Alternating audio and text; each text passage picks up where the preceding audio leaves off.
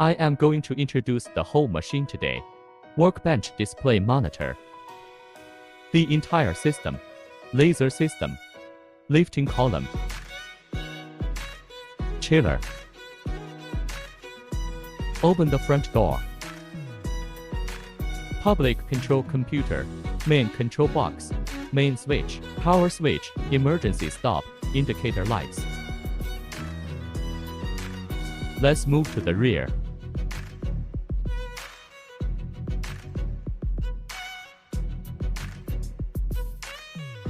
This is the marking card.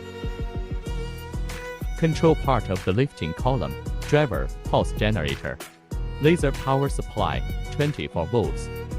Three-dimensional galvanometer working power supply, 24 volts. Rear part of the main control box. Cooling water tank power supply. Laser power supply. Galvanometer power supply. Foot pedal. Power supply for the marking card. Galvanometer signal. Laser signal.